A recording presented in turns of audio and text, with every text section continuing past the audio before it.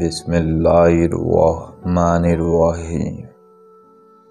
اللہ کے نام سے شروع جو بڑا مہربان نہایت رحم والا ہے۔ حضرت خواجہ شیخ ابو محمد رویم رحمۃ اللہ علیہ کا قول ہے کہ اولیاء اللہ وہ ہیں جن کے نزدیک ترک شکایت کا نام صبر ہے۔ آپ نے فرمایا کہ اپنے نفس پر تنگی کرنا پرہیزگاری ہے اور دوسرے پر فراخی کرنا علم کی پیروی ہے۔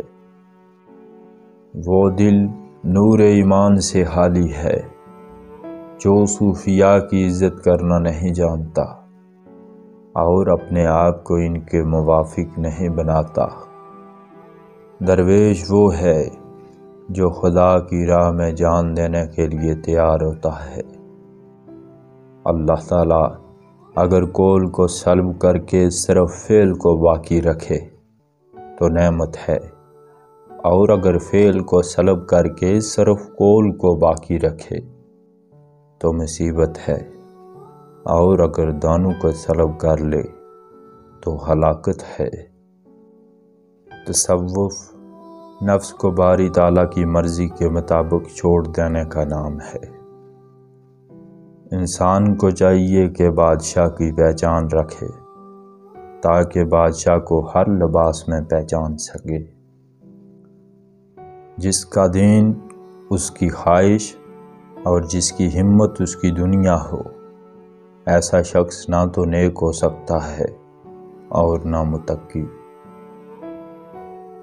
وہ شخص خوش قسمت ہے جس کے قول و فعل میں یکسانیت ہوتی ہے۔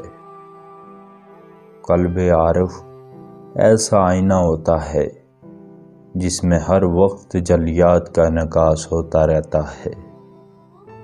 جس جگہ قلب نے آرام کر لیا بس وہی اس کی منزل ہے۔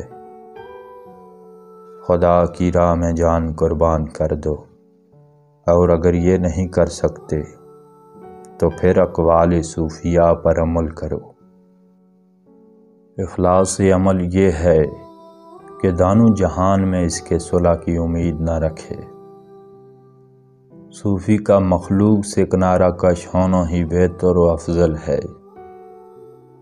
قرب کی دلیل یہ ہے کہ خدا کے سوا ہر شے سے وحشت پیدا ہوتی رہے۔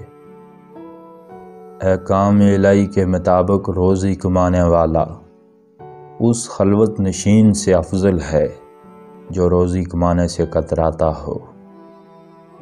ایک لمحے کا ترک ریا عمر بھر کی عبادت سے بہتر ہے۔ بہترین ہے وہ وقت جس میں نفس کے وسوسوں سے دور رہا جائے اور مخلوق کو تمہاری بدگمانی سے چھٹکارا حاصل ہو۔ جو خود حیا کا ذکر کر کے حیا نہیں کرتا وہ بدترین بندہ ہے۔